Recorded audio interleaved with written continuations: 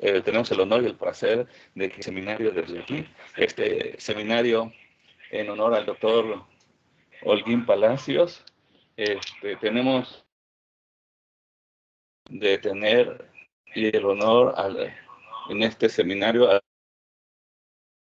doctor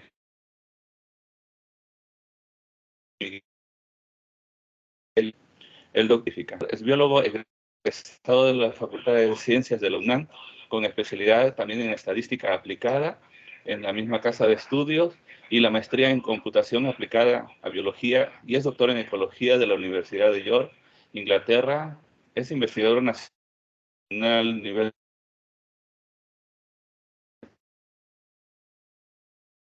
de Estados Unidos, la licenciatura en la UNAM, es titularse en el Instituto de Ecología.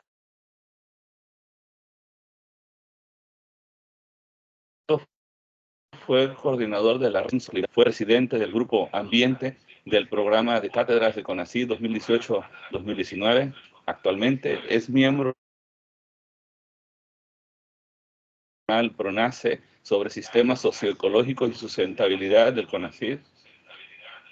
Desde mayo del 2019,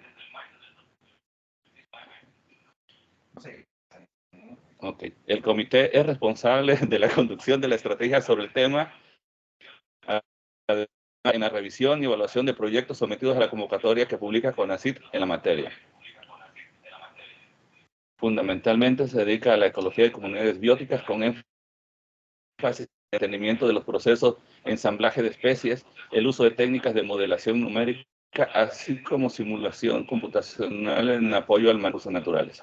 Se interesa especialmente en el análisis y la búsqueda de problemas ambientales vinculados al desarrollo de los procesos productivos. Es aquí su importancia en este programa de agroecosistemas tropicales. Intenta contribuir a fortalecer los instrumentos de planeación del desarrollo a largo plazo.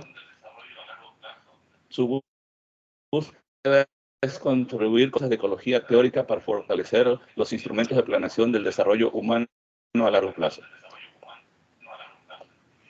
Ha publicado 11 libros como autor y uno como editor, 21 capítulos de libros, 70 artículos para revistas nacionales como internacionales, con factor de impacto y otras, además de 53 producción científica de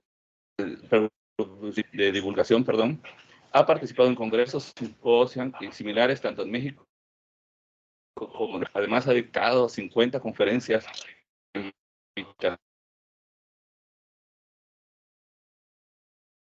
doctorado con materias como ecología general, estadística avanzada.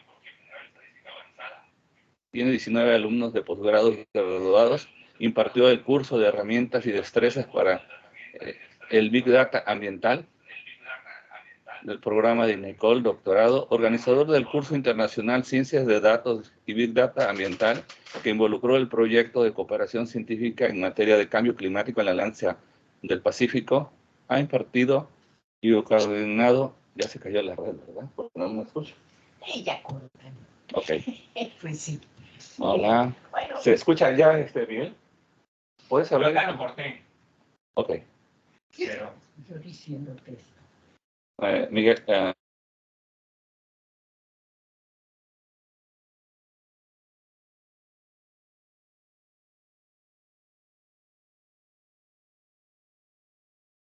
¿del otro lado? Hola. Ok. Bueno, una vasta producción científica y entonces no quiero restarle más tiempo al doctor y todos quisiéramos escucharlo. Desde el doctor presencia y también en este seminario. Gracias.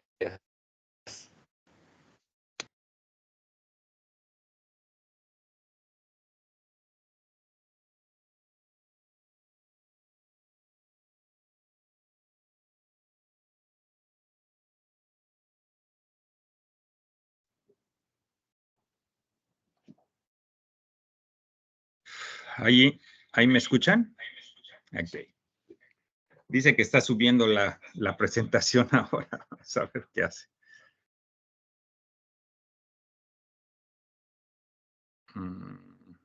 Dice que tiene dificultades para... Bueno, por ahí está, ¿no? ¿Sí la pueden ver? Voy a salirme para no restarle. Sí, ya se está viendo, se está proyectando.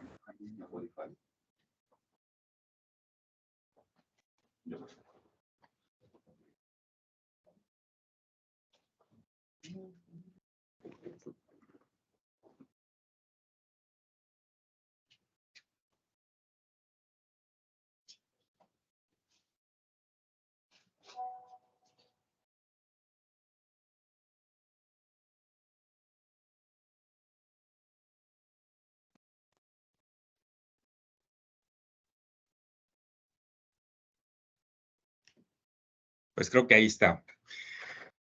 Bueno, muchas gracias por la invitación. Espero que se vea bien. Y son un montón de diapositivas, pero son un pretexto nada más para conversar. Y lo que queremos platicar el día de hoy, Griselda y yo, que también nos acompaña y está firmando esta presentación, es una colección de diapositivas que preparamos para un evento también en el que nos invitó una organización que se llama ILSE, a quienes agradecemos también pues el apoyo que nos dieron. El planteamiento es hablar por qué ecología es un asunto interesante o importante a discutir en la formación de los profesionales, en este caso para los especialistas en agricultura. Hay algunas diapositivas que son interactivas. Puede ser divertido tener la interacción en vivo, y les pongo aquí cómo hacerlo. Esto lo hacemos a través de una cosa que se llama Vbox. Hay que unirse a una sesión que se puede hacer a través del QR o a través de Vbox, y luego darle el ID que está puesto en esta pantalla. Si tienen ganas de hacerlo, pues lo podemos intentar y vemos a ver qué pasa cuando se presente la diapositiva en donde haya esa oportunidad de interacción.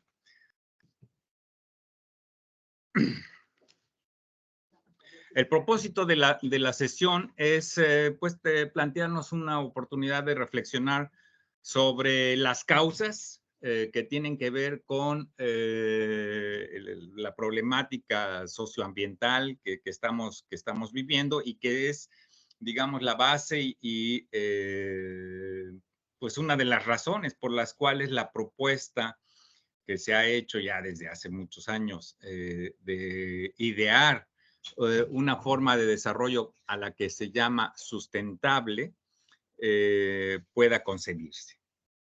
Esto tiene que ver con los desafíos ecológicos que se han venido identificando, la medición y la comprensión del cambio ambiental que a escala global está ocurriendo, comprender las causas de esto, etcétera.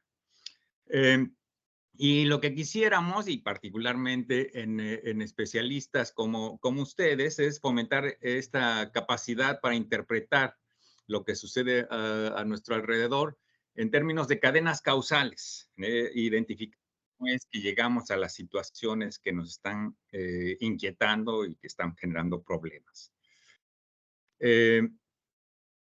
Hay un planteamiento general que nos hacemos, que es esta búsqueda. Sí, creo que es una cosa que podemos aceptar todos, que nos interesa vivir en condiciones de bienestar, pero ese bienestar tiene que ser un bienestar sustentable.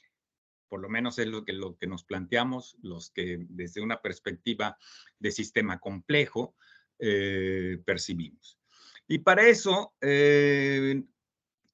pensamos, junto con el autor de este diagrama, que es Robert Costanza, un célebre autor por haber promovido inicialmente el concepto de servicio ecosistémico, del cual vamos a hablar brevemente un poco más adelante. Habría que hacer algunas cosas que en términos muy generales les explico aquí rápidamente. Primero, es esta construcción de una nueva visión para el desarrollo. que tiene que ver con cómo es que vemos el mundo y cómo nos gustaría que fuera. Desarrollar, adoptar, usar herramientas para esta mejor comprensión del mundo y para operar esta visión de cómo es que nos gustaría que fuera. Y desde luego, hay que hacer cambios a todas las escalas, ¿no? Rediseñar instituciones, el modo de actuar social, el modo de actuar con responsabilidad ambiental, en fin, ¿no? Una serie de cosas. Esto obviamente ustedes se dan cuenta que tiene que ver con la forma como ejercemos nuestra profesión, en particular la profesión agropecuaria, pues tiene mucho que ver con esta perspectiva de sustentabilidad, pero por supuesto en nuestra vida cotidiana, en muchos otros ámbitos, de cómo es que elegimos los alimentos que consumimos, los empaques con los cuales se protege lo que compramos, el uso del agua, cómo nos movilizamos, etcétera. Bueno, hablemos un poquito sobre esta temática de causas, entre causas últimas y causas próximas, y nos podríamos plantear un problema cotidiano, ¿no? ¿Cómo resolver el problema de la basura? Y les ofrecemos esta idea de cómo analizar las causas. A veces es difícil distinguirlas y por eso un planteamiento es pues hacer listas categorizadas, ¿no? Por ejemplo, cuáles son las que tienen un efecto inmediato, cuáles son las causas de fondo que originan ciertas concentraciones. Por ejemplo, es interesante que cuando uno en los fines de semana va a las plazas centrales de las ciudades y de los pueblos, pues se encuentra que se vende pues, todo tipo de comida. Fritangas, esquites, elotes, etcétera, y encuentra uno un montón de basura de tipo orgánico, pero también los plásticos que se utilizan para servirlos, ¿no? Platitos de unicel, vasitos, popotes, cucharas, etcétera, ¿no? Bueno, ¿quiénes son perjudicados y quiénes son beneficiados al hacer este uso de todos esos recursos que están implicados ahí? Pues convendría hacer un análisis. De hecho, el análisis de cualquier actividad puede ser desagregada en lo que se le suele llamar en términos técnicos el análisis de ciclo de vida.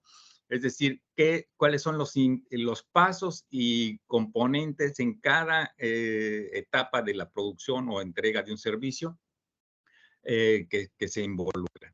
Y eso tiene que ver con un análisis del proceso causal y de las consecuencias de las decisiones que nos llevan a producir algo, ¿no? La escala del problema, quién está a cargo de las decisiones, si es a nivel local, el tipo de ámbito, ¿no? Si es a nivel privado, público, en fin. La comprensión de las problemáticas, como en este caso de que estamos hablando de la basura, se puede dar cuenta que empieza a ramificarse como una especie de árbol de distintas fuentes de procesos, de insumos, etcétera, que acaban generando, con el tema de la normatividad, que acaban generando pues un desafío ecológico. Yo no sé si tenemos aquí oportunidad de escucharnos, ¿no? Pero este logo aquí me habla de escuchar a la audiencia y la pregunta sería, ¿qué entendemos por un desafío ecológico? Si no tenemos esa posibilidad, entonces paso a la siguiente y vamos a ver si a través de Vevox podemos hacer esa interacción. En términos de esta comprensión de lo que son los desafíos ecológicos, no es una cosa que haya madurado mucho. Yo diría que en los últimos 50 años apenas empezamos a plantearnos esta situación de la problemática ecológica. Bueno, desde luego, el concepto ecosistema existe pues desde alrededor de 1930, cuando Tansley propuso el concepto ecosistema. Y de allá para acá, la ecología pues, ha venido madurando. En los 70s, del siglo pasado, en 1970 y 60 y tantos, se publica La Primavera Silenciosa, por ejemplo, un análisis de qué es lo que pasa con los insecticidas en las redes alimenticias en los ecosistemas. Y entonces, bueno, la identificación de estas problemáticas, de cómo es que nuestras actividades generan problemas ecológicos que regresan a nosotros, no es muy antigua. Sin embargo, sí hay esta apreciación, por lo menos en sectores amplios de la población, de que el deterioro ambiental ya es palpable. Hay abusos en la forma como se manejan algunas cosas que podría decir que no son de nadie, ¿no? Por ejemplo, el aire, la forma como se regula el comportamiento de la atmósfera, esto de las sequías o de las lluvias, que ahora se ha puesto tan complicado. El cambio climático global es otro efecto de otro resultado de esta cosa. La calidad y cantidad del agua también. En fin, hay una serie de asuntos, ¿no? El tema de la integridad de los sistemas biológicos a nuestro alrededor, lo que llamamos la diversidad biológica o biodiversidad, el estado de conservación de los ecosistemas como entidades funcionales que son fundamentales para la vida en el planeta. ¿Y cuáles son las consecuencias o las razones por las que está ocurriendo eso? Es quizás un tema de ética, es quizás un exceso de confianza o simplemente confianza en que la ciencia y la tecnología eventualmente va a resolver cualquier problema que se nos presente. El asunto es que en este momento, según algunos como yo, estamos siendo desafiados por el daño ecológico que estamos haciendo al planeta, y a esos le llamamos desafíos ecológicos.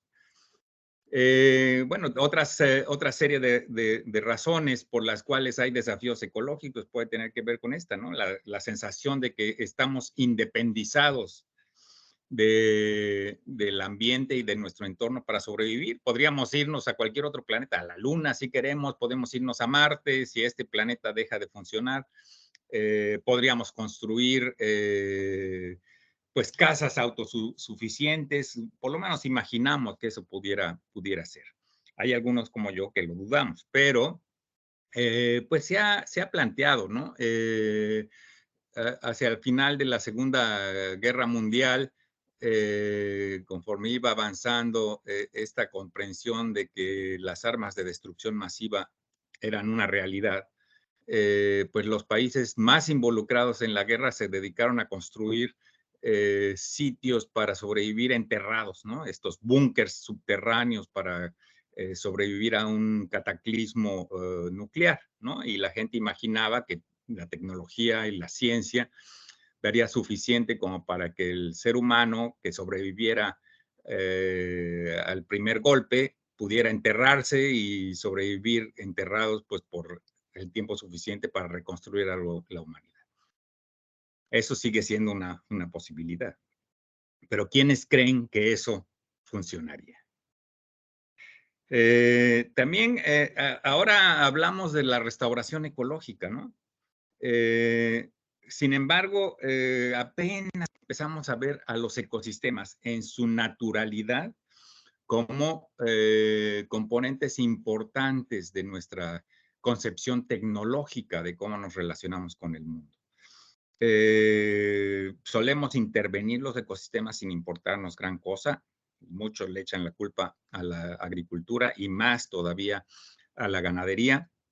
Y esta intervención sobre los ecosistemas, pues debería tener límites, pues se pueden deteriorar al punto de que se rompa la forma como funcionan y eso genera una serie a través de cadenas causales, una serie de problemas, de desafíos ecológicos que ahora estamos viviendo. Entre ellos, el cambio climático es un ejemplo de eso. Otro es la nitrificación de exceso de nitrógeno en cuerpos de agua que genera otra serie de problemas. Lo mismo con fósforo también se empieza a percibir ahora, plásticos, en fin, otra serie de cosas. ¿Hasta qué punto pueden aguantar los ecosistemas nuestro embate? Pues es también un desafío. Ok, entonces, pues no sé si están de humor de participar en esta encuesta. Creo que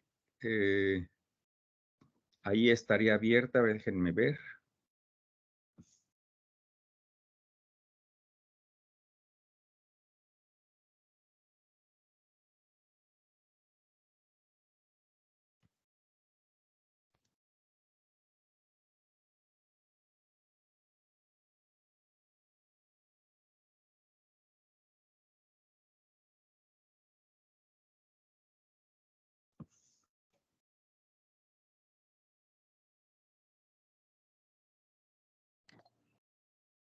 Pues no lo logré, pero bueno, el punto aquí era averiguar cómo piensan ustedes que ha cambiado el mundo. No sé si están en el chat o en algún lado que pudiéramos tener una interacción un poco más interesante que nada más estarme escuchando decir cosas. ¿Hay alguien que se anime a decirme si ha empeorado, ha mejorado o no ha cambiado el mundo, digamos, desde principios del siglo XXI hasta ahora? Tú, Felipe, tú dirás. Sí, Miguel, puedes interactuar, está abierto para todos, el que quiera participar. Por favor, solicitamos participación en el chat. Igual, si tienes alguna encuesta, igual que bueno, si esto no funciona, le doy a la siguiente. En el link Esta es copiar. una pregunta de cuál es la superficie del planeta que estamos interviniendo. Esa es, digamos, la tajada del pastel, y entendemos por tajada del pastel cuál es la proporción de la superficie terrestre total de tierras emergidas que los seres humanos están interviniendo para producir alimentos y, pues, principalmente alimentos y fibras y otra serie de cosas a través de la agricultura, pero también a través de la ganadería. Aquí, esta rebanadita de pastel, nada más me estoy refiriendo a la agricultura. Y a mí me sorprendió saber que del total planetario, eso significa alrededor del 12% de la superficie terrestre total de las tierras emergidas. Y más aún que otro 26% está ocupada por ganadería. Estamos hablando de cerca del 38%, casi rascándole a la mitad de la superficie terrestre, está dedicada a estas actividades de apropiación de procesos ecológicos a final de cuentas. Hay otros porcentajes ya no tan grandes que tienen que ver con las actividades, bueno, la urbanización, etcétera, ¿no? Pero nos empezamos a dar cuenta con estas cifras del tamaño del impacto humano, de la forma como los seres humanos nos hemos apropiado del planeta. Hay un libro interesante que les recomendaría leer si lo pueden encontrar por ahí, cuyo título, ahorita no me acuerdo del autor, pero el título es Harvesting the Biosphere, cosechando la biosfera. ¿Qué es lo que estamos haciendo? Ahí hay, creo que esa es una referencia. Harvesting the Biosphere. En este proceso de apropiación de la biosfera hay historias de terror y simplemente quería recordarles, si es que no lo han oído por ahí, la historia del tazón del polvo. Espero que puedan oír el audio. Si no escuchan el audio, no importará mucho porque hay un video que sigue al cual le pusimos subtítulos nosotros y aunque van un poco rápido, pues por lo menos para tener una idea. El tazón del polvo es una situación crítica, es una de las mayores catástrofes ecológicas, digamos, del siglo XX, alrededor de los 30 y tantos, entre 1930 y 1940. que afectó toda la parte central de Estados Unidos, en donde la gente encontró las grandes llanuras y se le ocurrió, fíjense que estamos más o menos en la época de la Segunda Guerra Mundial, con una enorme necesidad de producción de granos para alimentar a la gente. Se les ocurrió lanzarse a hacer agricultura a gran escala en esa región. Y pues se encontraron con grandes problemas. Yo más bien les diría que veamos este video y a ver qué les parece.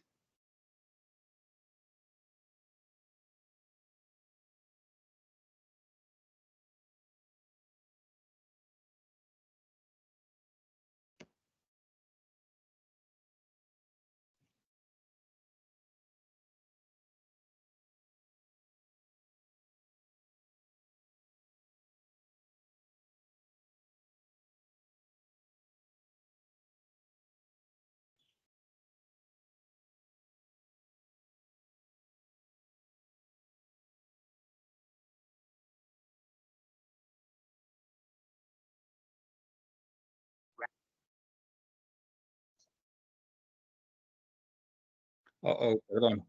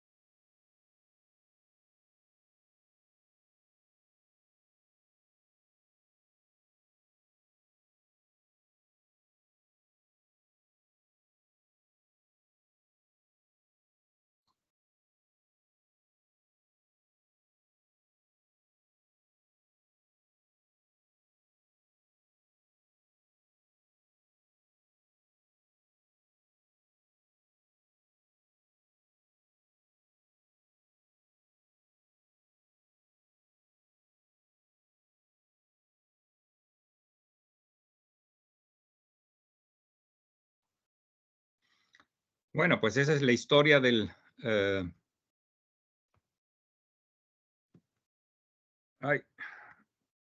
Dust Bowl. los humanos, en este libro me parece que también es bueno, hay varios artículos, pero hay un artículo que se dedicó a hacer un análisis de cuál es la cantidad de biomasa de organismos que hay en el planeta. Y fijándose nada más en la biomasa de los mamíferos, se encontró este dato sorprendente, que del total de kilos estimados de mamíferos de cualquier especie que hay en el planeta, 96% tienen que ver con los seres humanos. 36% lo atribuye a la cantidad de personas, los cerca de 8,000 millones de personas que habitamos el planeta. Otro 60% es ganado, y eso nos deja un 4% para vida silvestre de lo que eran originalmente los ecosistemas en el planeta. Otra vez, solamente un dato, así como para tener una idea del tamaño de la influencia humana en esto que es el planeta Tierra. Ahora, de los 18 millones de especies conocidas, ¿cuántos estiman que estamos usando ampliamente los humanos en nuestra vida cotidiana? No sé si podemos... ¿Ahí los podría yo oír otra vez o...? No oigo a nadie. Y tampoco veo el chat. Así que Sí, a lo mejor no es... sí, ok, ahí sí los oigo. Sí, podemos interactuar, Miguel. Ok. Si es que tenía yo como toda la discusión, el problema que tenía yo antes con el audio, lo apagué. Y ahora ya lo volví a prender, ya los escucho. Ok, pueden interactuar de aquí. ¿No ves el chat? Sí, lo veo. Aquí hay alguien, Luis, dice que unas 100. Pero fíjense, ¿no? 18 millones de especies conocidas en el planeta, que además es una estimación, ¿no? La verdad es que no sabemos cuántas especies haya en el planeta. Por supuesto, muchas son bacterias y pequeñas formas de vida que apenas estamos empezando a entender, ¿no? Pero de las cuales usamos ampliamente, bueno, dice Luis, unas 100. ¿Alguien más?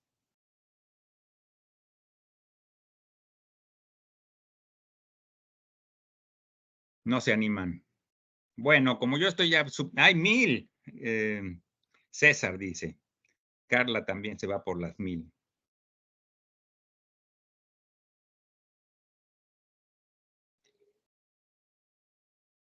Bueno, les pongo la siguiente.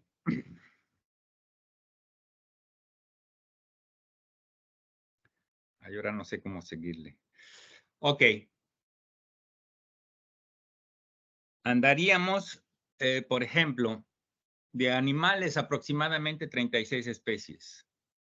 De plantas comestibles se conocen más o menos 250,000 comestibles, haciendo ahí unas cuentas alegres, pero solo consumimos unas 200 especies de vegetales cotidianamente. Solo 3 cultivos, maíz, arroz y trigo, por supuesto, son más de la mitad de las calorías y proteínas que obtenemos de las plantas, ¿no? La papa también es muy importante, ¿no? El plátano por ahí. Pero maíz, arroz y trigo, pues desde luego que son la base de la humanidad. 75% de lo que come la humanidad proviene de solo 12 especies de plantas y 5 de animales, dice esta fuente. Es también interesante el tema de la domesticación, ¿no? De aves se consideran en esta referencia por lo menos 9 especies. De insectos se habla de 2, ¿no? Que sería quizás Bombyx mori, el gusano de seda, y la abeja doméstica, Apis mellifera. Aunque en América hay quizás otras cosas que podríamos considerar domesticadas, quizás varias de las especies de meliponinos, de especies de abejas sin aguijón, etcétera, ¿no? Que a lo mejor no están consideradas en esta contabilidad. Los mamíferos, ¿no? 23 especies de mamíferos, 2 especies de peces, ¿no? Carpas, principalmente, truchas, quizás. Pero sí es notable, ¿no? En un mundo lleno de vida, con una diversidad enorme de especies, el ser humano es muy especializado en la forma como interactúa con la biodiversidad. Bueno, y hay cosas que hacemos al punto de la criminalidad con la biodiversidad, ¿no? Por ejemplo, el tráfico ilegal de especies, ¿no? 30,000 elefantes muertos, el pangolín y toda la relación que hubo en estos años de la crisis de la pandemia, ¿no? Que se vinculó al pangolín como un intermediario en el flujo de virus que se originaron en los murciélagos, pudieron haber pasado a través de los pangolines que se trafican enormemente en forma ilegal a los seres humanos, y de ahí, pues ya saben ustedes las consecuencias. Esta sería la versión, digamos, de proceso natural, ¿no? También hay quienes en teoría de complot hablan de que el laboratorio en Wuhan dejó escapar unas cepas de virus por su irresponsabilidad, y todo eso está en litigio en estos momentos. Pero digamos, el impacto también en términos ilegales de cómo afectamos la biodiversidad también es enorme, ¿no? Haciendo un análisis de cuál es el estado entonces de la diversidad planetaria, pues tenemos cifras como estas, ¿no? Que nos ofrece la IUCN. 40% de las especies de anfibios en riesgo, 34% de las coníferas, un tercio de los corales del planeta, los tiburones y rayas también están súper amenazados, los crustáceos, otro tercio, los mamíferos, un cuarto, en fin. Sin embargo, la biodiversidad es uno de los mayores formas de generación de valor para las personas. Esta fotografía que me dio Griselda, no sé dónde se la encontró, es muy elocuente, ¿no? Como un solo individuo de árbol, en una cosa tan simple como ofrecer cobijo, se convierte en un gran proveedor de un beneficio ecosistémico, que lo podemos apreciar si abrimos los ojos.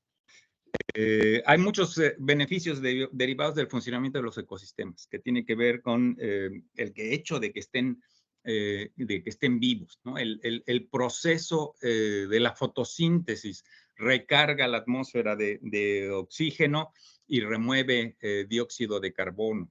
La presencia del follaje retira otra serie de partículas que andan en la atmósfera, polvo y otra serie de partículas de 2.5 micras, de 5 micras, de 10 micras, que pueden ser muy lesivas para la salud humana.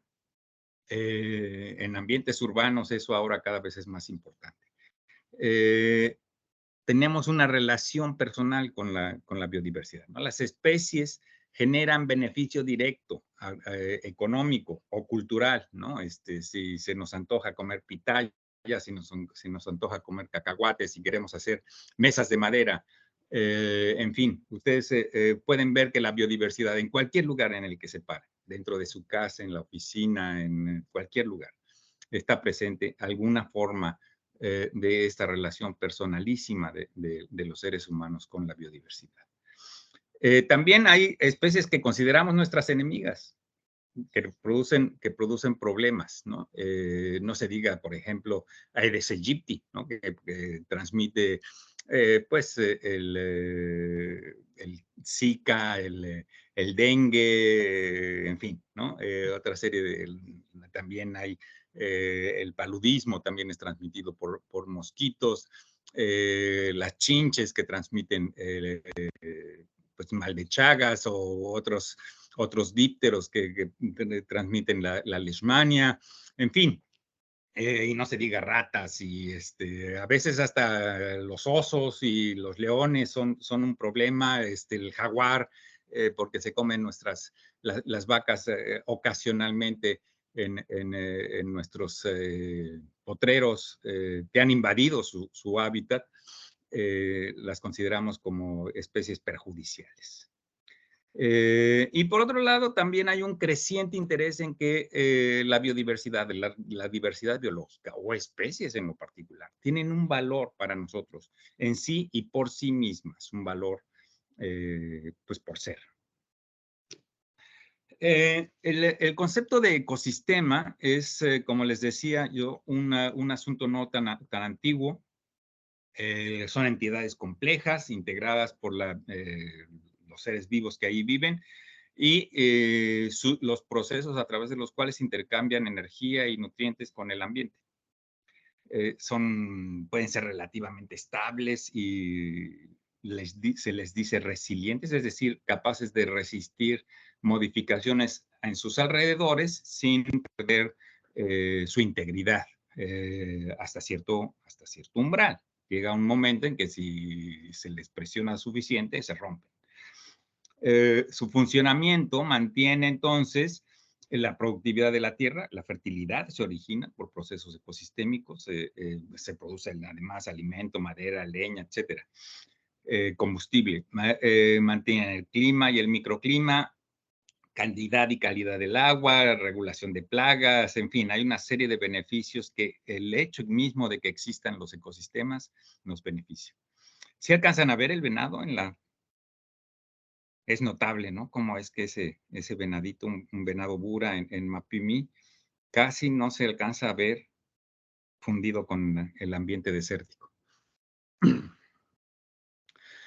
Esto tiene que ver con que estamos cosechando la biosfera, ¿no? La biosfera, a través de los procesos fotosintéticos, convierte luz solar en carbohidratos, aprovechando también el agua que tengan a su alcance, y los seres humanos estamos aprovechando esa conversión de energía lumínica y lo usamos para todo, ¿no?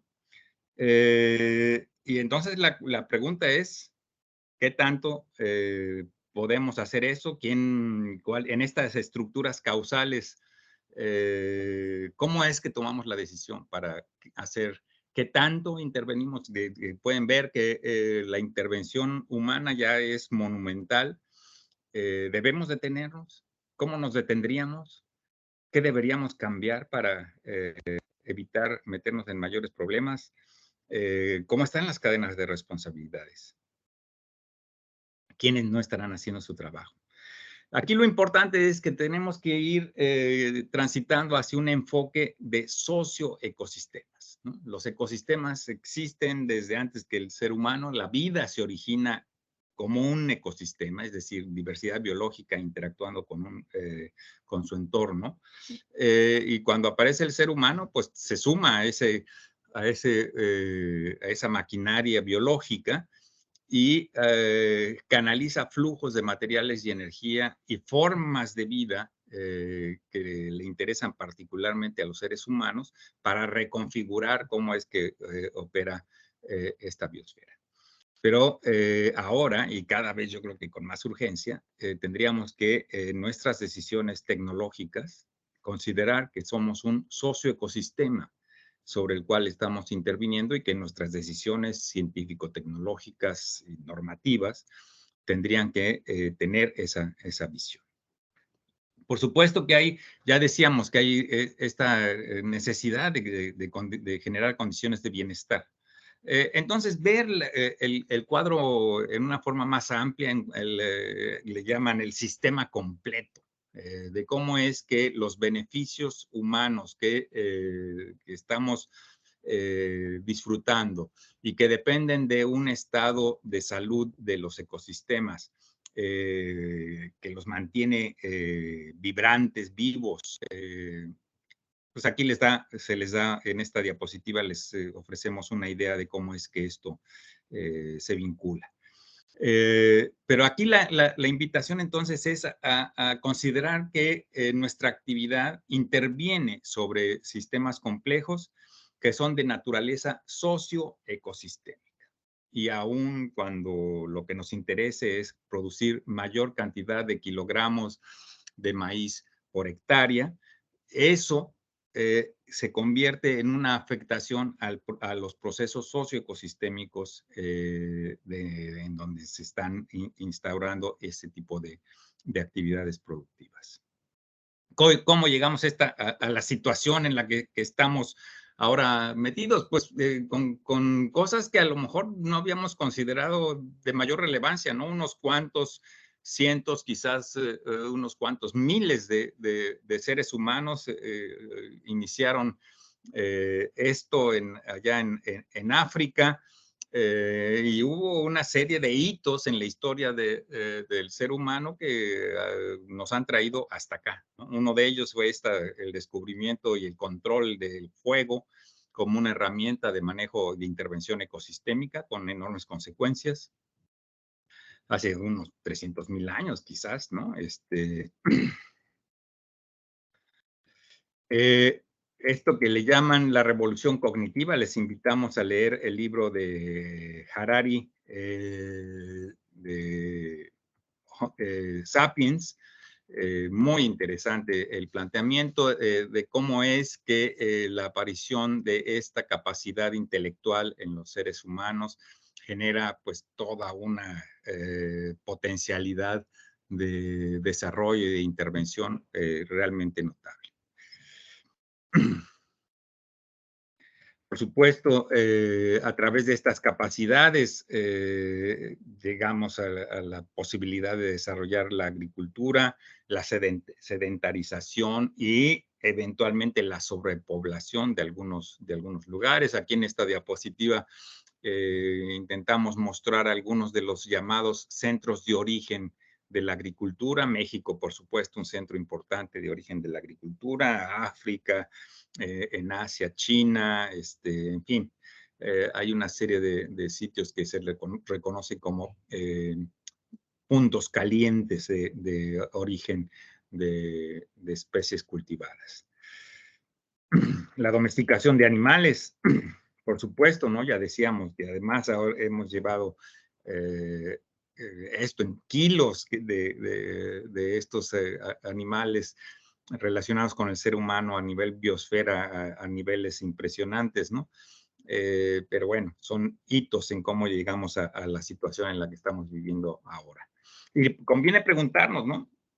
A través de esto y de la tecnología hemos desarrollado herramientas, pero también hemos desarrollado armas, lo que se llama cosa de los materiales, ¿no? El acero para hacer la guerra con una forma de protegernos al mismo tiempo, la producción de alimentos masivos, pero también la movilidad de los seres humanos se transformó en una forma de llevar enfermedades, ¿no? Más de la mitad de la población de México al momento de la conquista sucumbió a las infecciones, particularmente por viruela, y no solamente en México, ¿no? Sino en toda la América recién descubierta entonces a los ojos de los europeos.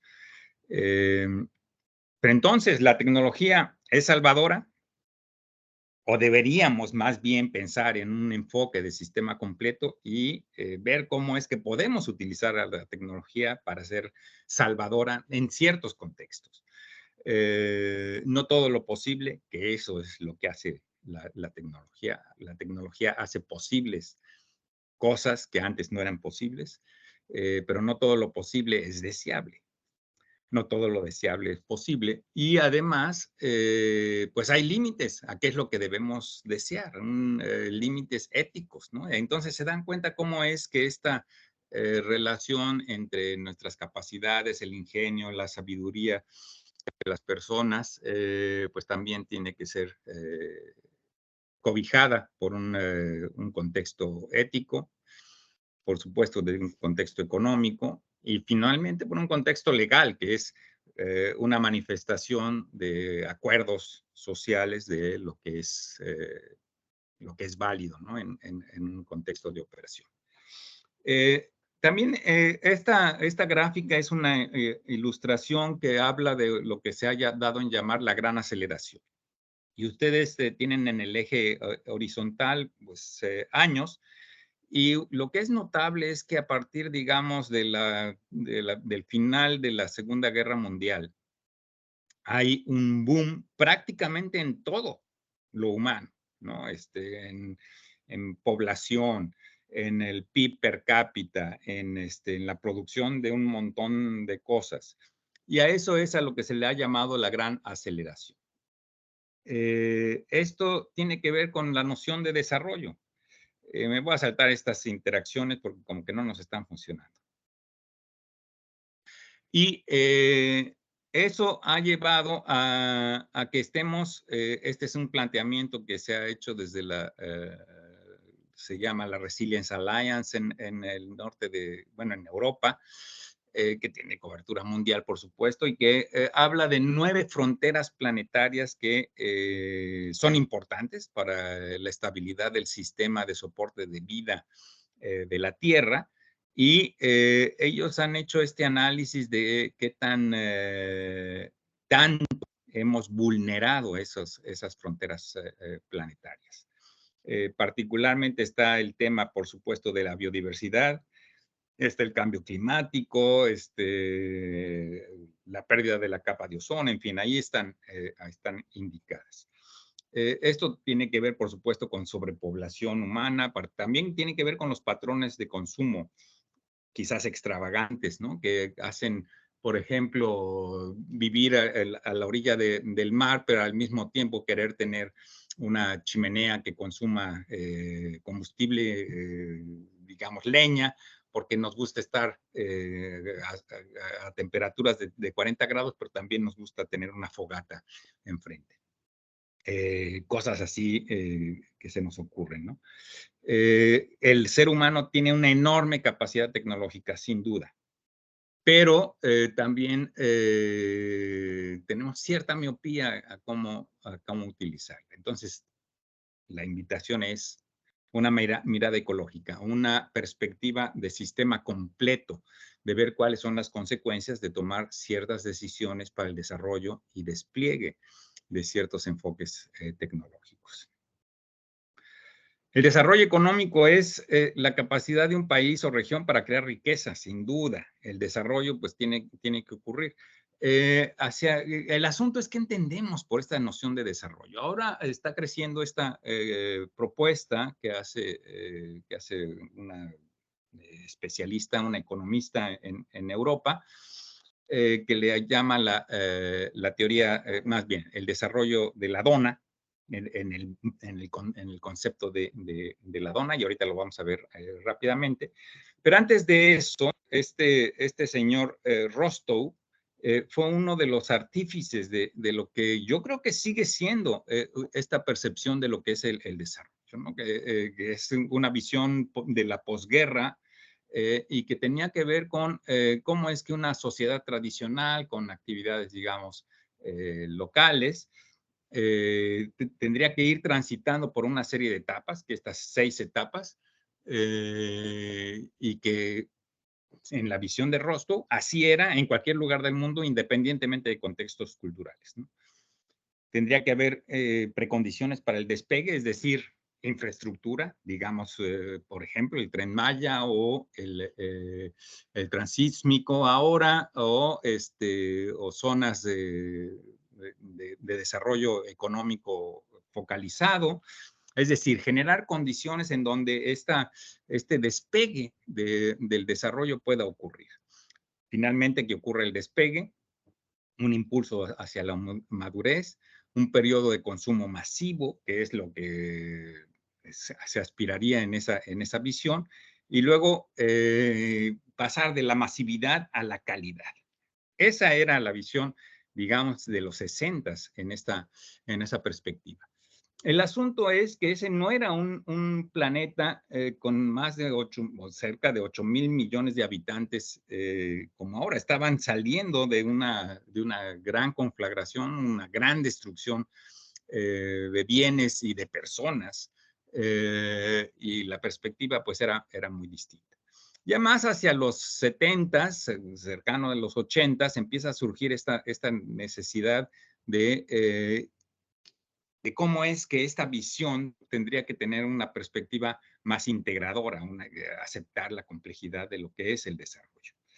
Y en ese contexto surge el desarrollo, la noción de desarrollo sostenible, que buscan satisfacer las necesidades de las generaciones que están viviendo en este momento en el planeta, pero también cuidar que las futuras generaciones puedan también desarrollarse bien.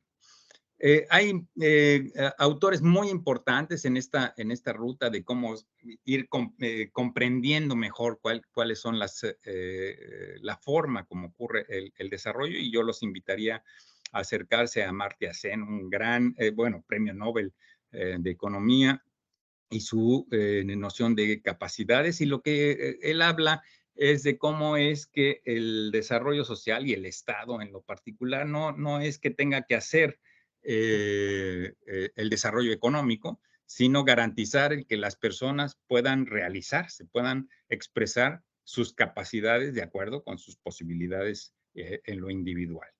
Hay muchas cosas que leerle a Amartya Sen y no tengo más que invitarlos a verlos.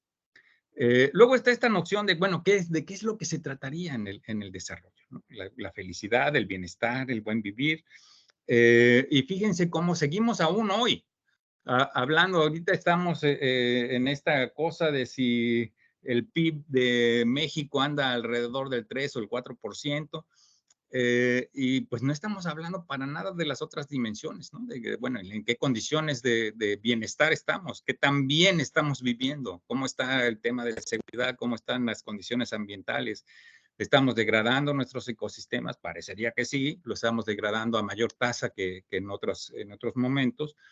Pero otra vez lo hacemos invisible, solamente nos concentramos en una pequeña fracción de lo que es importante en el desarrollo, que es la perspectiva económica. Ha habido muchas críticas a hacer eso, y en este momento se sigue tratando de encontrar formas de hablar más allá del PIB, y hay documentos que se han generado al respecto, etcétera. México incorporó en 1999 al medio ambiente como uno de los derechos fundamentales para el desarrollo de las personas, en su artículo 4. En el artículo 25 constitucional establece que el desarrollo del país debe ser integral y sustentable. Y en fin, o sea, desde la Carta Magna se ve cómo es que esta visión global de que el funcionamiento de la sociedad en armonía con los ecosistemas del planeta son un tema que debe tener la mayor relevancia. Esta es la teoría de la dona de la que les hablaba, y de lo que habla es que hay límites planetarios, lo que estaría en el exterior de lo que le llama aquí el techo ecológico, los límites de lo que la biosfera puede soportar ante digamos, las presiones, el uso, la extracción, la conversión que hace el ser humano de los ecosistemas. Y hay un fundamento social de lo cuáles son las condiciones mínimas que necesitan las personas para tener capacidad, al estilo de Amartya Sen, de desarrollarse y ser felices.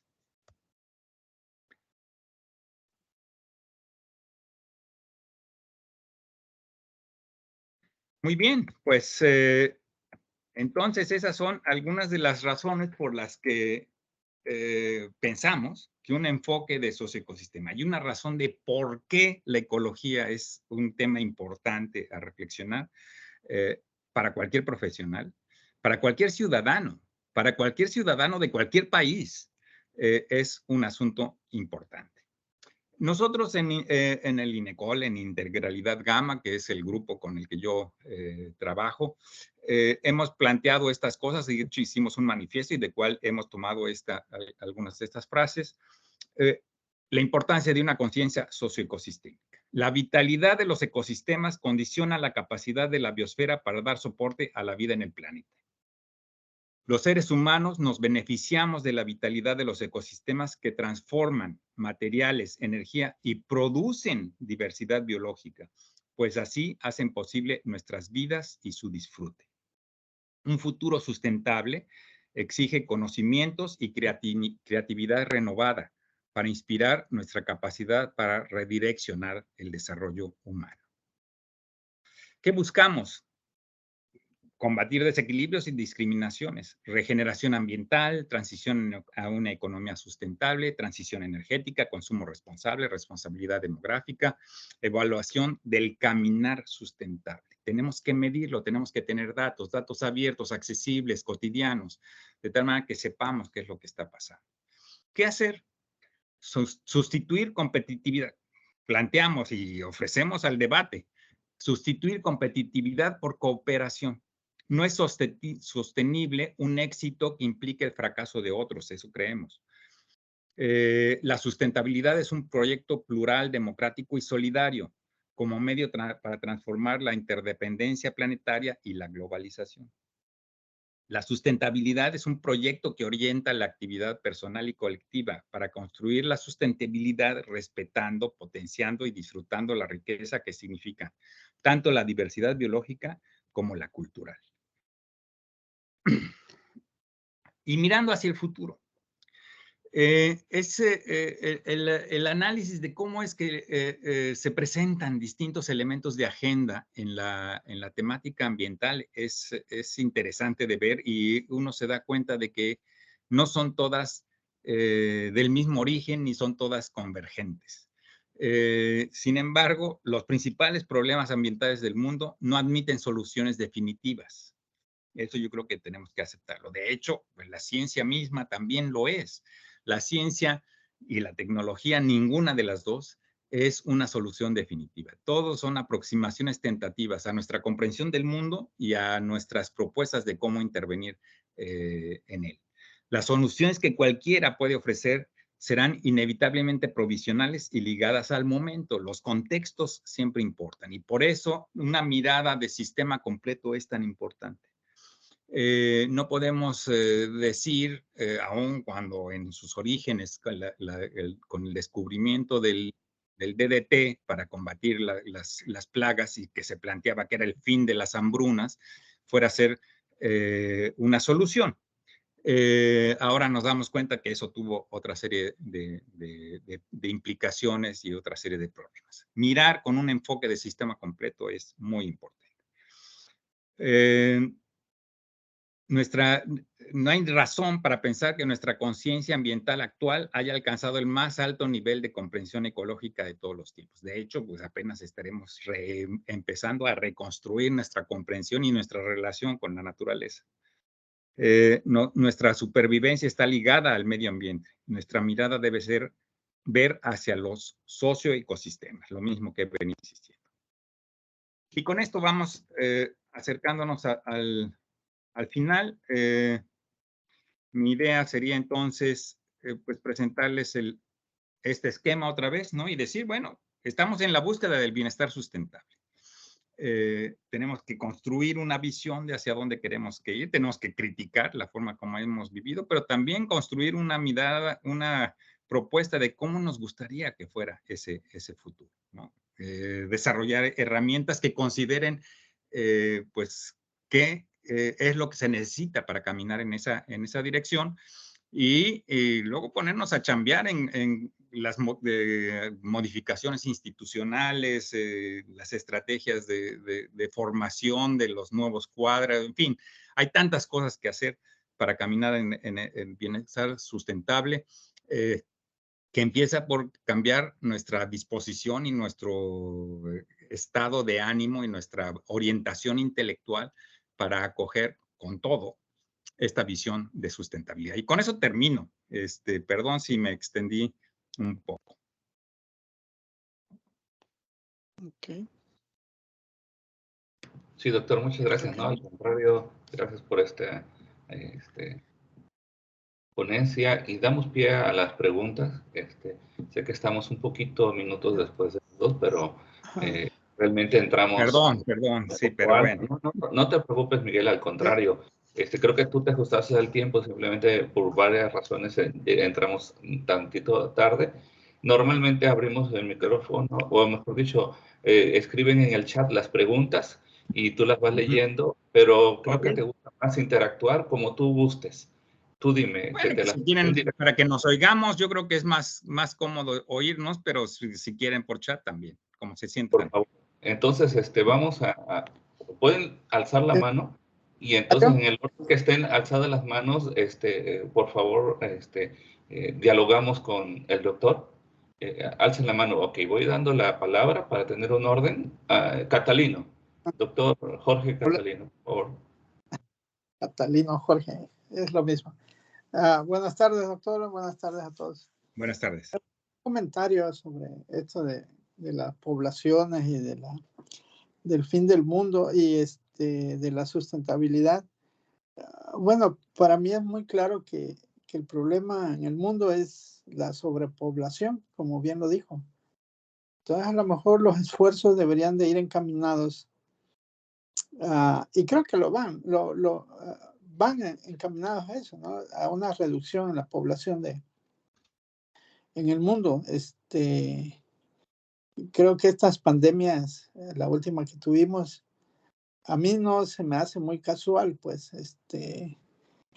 a sabiendas cómo trabajan los virus y las bacterias, ¿no? Y además en el tiempo que hemos estado aquí en este planeta.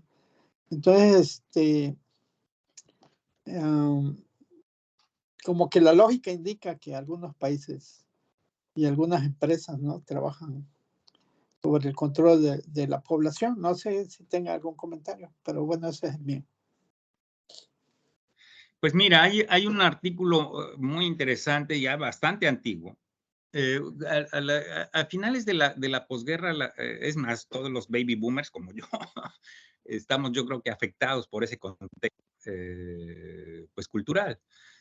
A finales de la posguerra, la gente estaba muy preocupada, por un lado, pues por el nivel de devastación que significó, por un nivel, el otro es cómo es que la tecnología podría utilizarse para hacer daño enorme al planeta, ¿no?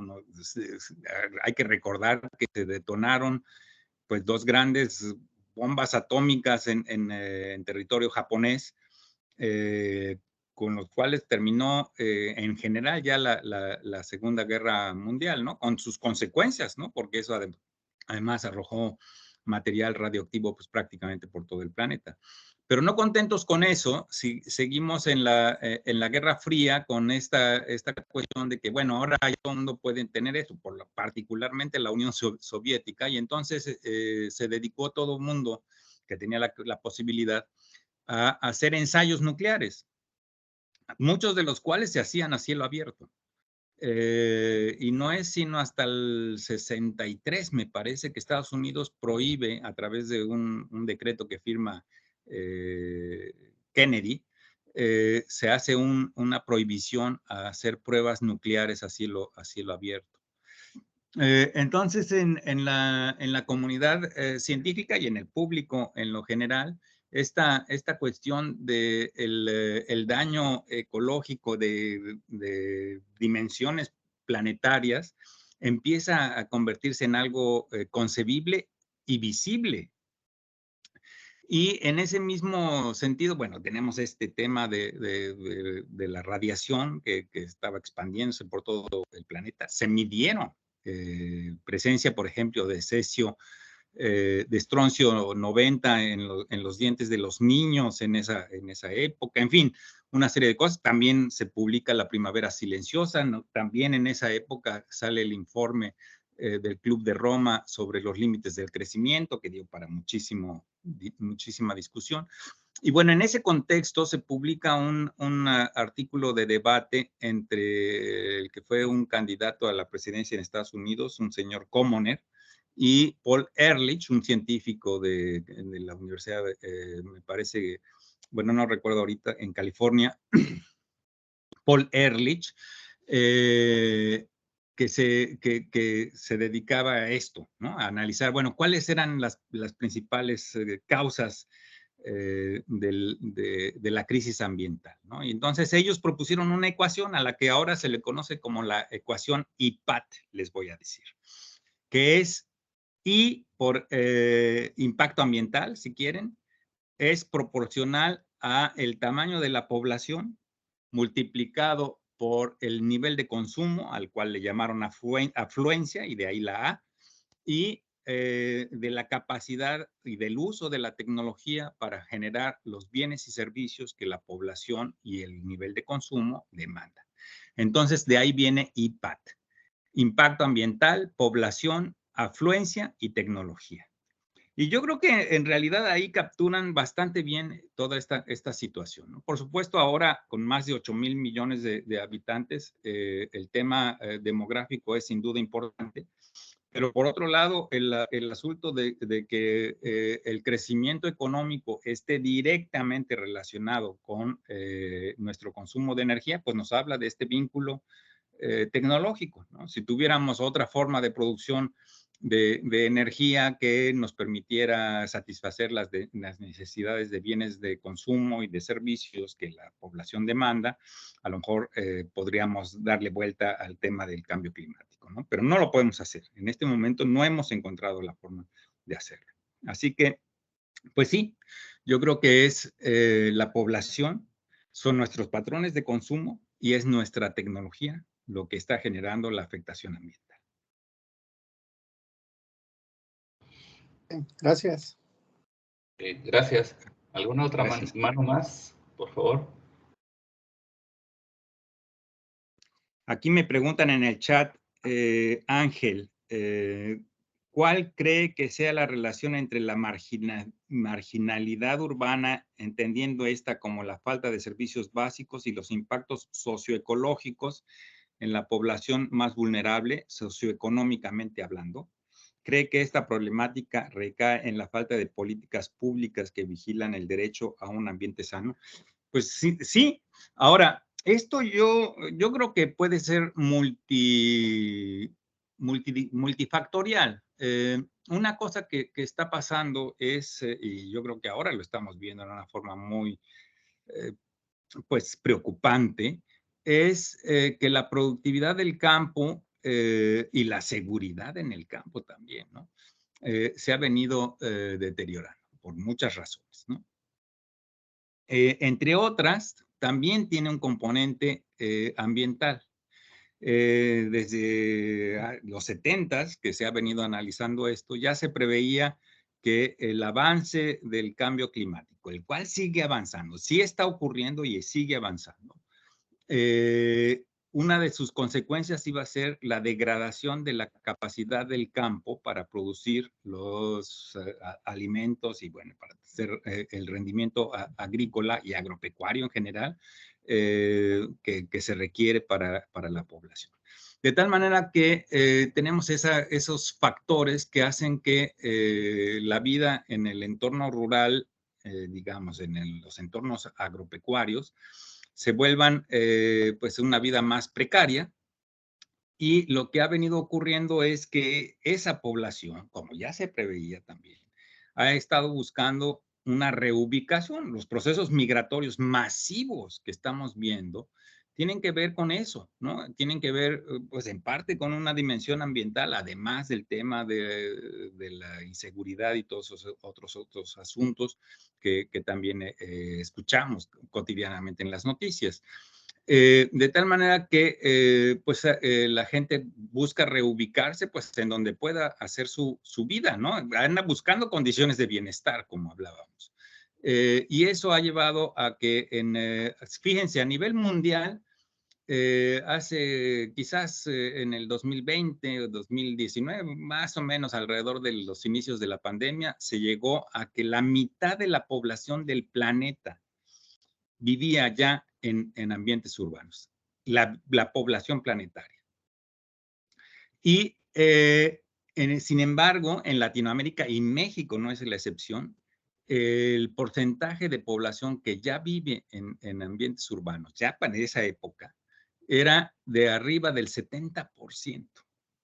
Nos habla de una fuga de la población de los ambientes rurales a los entornos urbanos, pues que ha sido pues ya de largo tiempo y que ha sido además muy, muy importante. Lo que estoy tratando de explicar es que las condiciones de pobreza de la gente en el campo, pues lo que ha ocurrido también es que ha migrado a los entornos urbanos y periurbanos, pues buscando condiciones de seguridad y buscando sustento, ¿no? Sí es entonces un problema relacionado, por un lado, con asuntos socioecológicos, es decir, los campos a lo mejor están siendo efectivamente menos productivos por razones de cambio climático, pero también por faltas quizás del enfoque tecnológico adecuado para enfrentarse a esas nuevas condiciones, pero también, pues, desde luego, por las políticas públicas necesarias para evitar que eso ocurra o para enfrentarse a esas situaciones, ¿no? Sin duda es un problema que va a continuar creciendo. No nada más está ocurriendo en México, ¿no? Es lo mismo que vemos de la migración de los africanos a Europa, de los sudamericanos a Norteamérica, en fin, ¿no? Las grandes migraciones de los entornos rurales a los entornos urbanos más pudientes, con mayores posibilidades de consumo, por cierto, otra de las grandes amenazas para la afectación ambiental, pues está ocurriendo en esa dirección. No sé si fui claro, pero por ahí va. Sí, gracias. Miguel, en el chat, antes de esta que contestaste, había una de Luis Alan Galindo, arribita, si Ok. todavía hay tiempo, entonces la podrías leer y ¿Cómo contestar. hacer que grandes corporaciones, considerando como las principales degradadoras ambientales y consumidoras de recursos, cambien su manera de producir, o es necesario cambiar la forma de consumo? Bueno, fíjense que esa es una cosa notable, cómo ocupar un planeta desde el punto de vista, es yo creo que una cosa que debemos reflexionar. Ocupar un planeta como a fuerza de vida, lo hizo los procesos evolutivos, la selección natural, etcétera, a fuerza de diversidad. Y la ocupación del planeta desde la perspectiva económica ha conducido a los monopolios. Yo no sé si eso nos habla de una contradicción evolutiva y a lo mejor un riesgo para la sostenibilidad humana, pero sí es algo que invita a la reflexión, ¿no? La vida como proceso evolutivo en contextos particulares propicia el desarrollo de las capacidades locales y el aprovechamiento de los materiales y de los recursos de los que puede echar mano sin ir lejos. Y eso hizo posible entonces que nosotros apareciéramos aquí, ¿no? Los grandes consorcios alimentarios, farmacéuticos del mundo están haciendo lo contrario, ¿no? Creo que pues no pasan de 10 los consorcios que tienen que ver con la industria alimentaria a nivel planetario y yo creo que prácticamente en ninguno podemos contar cosas buenas que nos estén dejando más allá de un consumo pues inapropiado y la destrucción de sistemas productivos locales. ¿Cómo enfrentarnos a eso? Pues en parte yo creo que, claro que hay un poder económico atrás de eso y eso tendría, digamos, una postura socioeconómica particular, ¿no? Que habría que ver cómo se enfrenta eso. Pero por otro lado, también, desde luego, que podemos hacer ejercicio de nuestra capacidad como consumidores y elegir en el momento de tomar la decisión de qué es lo que consumimos, pues pensar también en sistema amplio y pensar socioecosistémicamente qué es lo que nos conviene. Y es parte también de la razón de por qué ecología, ¿no? Si podemos hacer este análisis causal, si lo podemos hacer rápidamente, si podemos hacerlo con nuestros hijos, con nuestros nietos, con nuestros papás, con nuestros abuelitos, y decir, bueno, ¿qué es lo que nos conviene, ¿no? Localmente, qué cosas podemos inclusive producir en nuestras casas, ¿no? Qué cosas podemos reciclar, qué cosas podemos reusar, qué cosas podemos evitar, pues desechar cuando todavía sirven. En fin, como les decía, en esta parte de la implementación de un bienestar sustentable hay muchas cosas que debemos cambiar y que empiezan por cambiar nuestra forma de pensar. Es lo que puedo decir. Ok, muchas gracias, Miguel, por esta magnífica ponencia y estas respuestas a estas inquietudes que nos estás dejando y esta invitación a mirar a través de esta pregunta por qué ecología y a la invitación y trasladarla a la acción de la mirada socioecosistémica. Te agradecemos, por ahí está ya en el escritorio donde estás tu constancia en físico y yo estoy acá al frente. Entonces, ahora sí cambiamos la dinámica, pero muchas gracias y agradeceré a todos el que pueda un aplauso virtual o también con sonido. Muchas gracias, Miguel. No, hombre, al contrario, muchas gracias por aceptarme Excelente en sus pantallas. Gracias por esta visión. Gracias.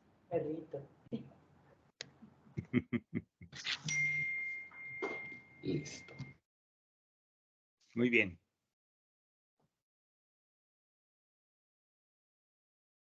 Muchas gracias. Hasta luego. Hasta luego. Muchas gracias. Me desconecto.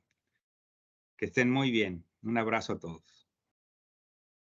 Gracias.